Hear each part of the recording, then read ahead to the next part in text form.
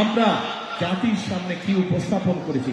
আমরা বলেছি এই দেশের মানুষের অর্ধেক নারী, জনসংখ্যার অর্ধেক হচ্ছে নারী, এবং এই নারীদেরকে যদি আমরা আমাদের উন্নয়ন যাত্রার সাথে সম্পৃক্ত না করি আমরা কোনোভাবেই বাংলাদেশের উন্নয়ন করতে পারবো না।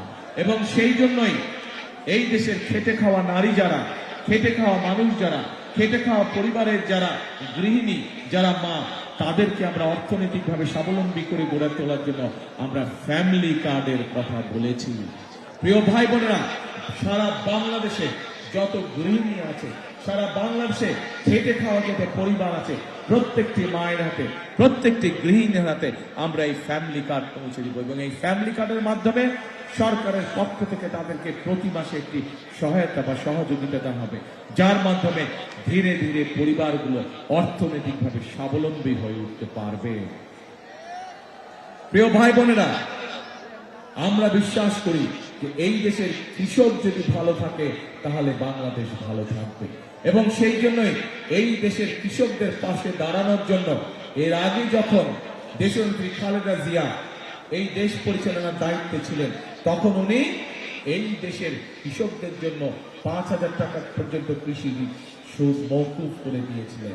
উনি 25 বিঘা পর্যন্ত জমির খাজনা, কৃষি জমির খাজনা মওকুফ করে দিয়েছিলেন।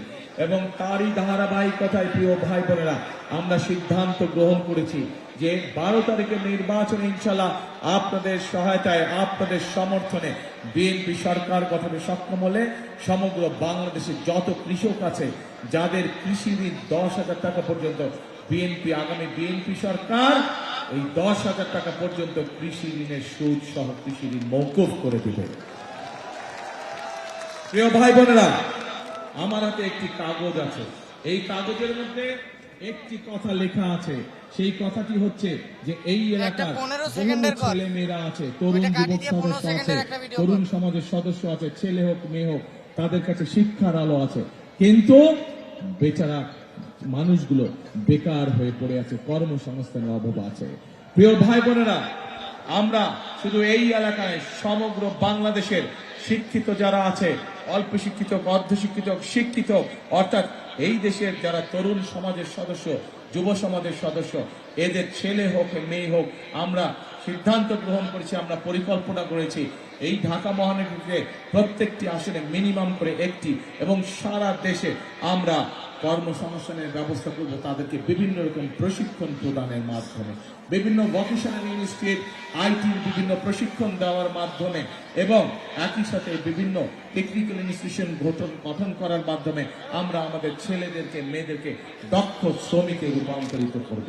এবং একই সাথে আমরা সিদ্ধান্ত গ্রহণ করেছি, আমরা দেখেছি বাংলাদেশে প্রায়, আমরা জানি বাংলাদেশে প্রায় 1.5 কোটি মানুষ, প্রবাসী মানুষ আছেন বাংলাদেশে, বিদেশে বসবাস করেন। এই মানুষগুলোর মধ্যে অনেকেই এখনো যখন বিভিন্ন মানুষ বিদেশে চাকরি বাকরির ব্যবস্থা করে যাওয়ার আগে বিদেশে, তখন তাদেরকে অনেক সময় অর্থ অভাবে নিজেদের বাপ দাদা কর্তৃক ভিসা বিক্রি করতে হয় যাওয়ার অর্থ সংস্থান করার জন্য।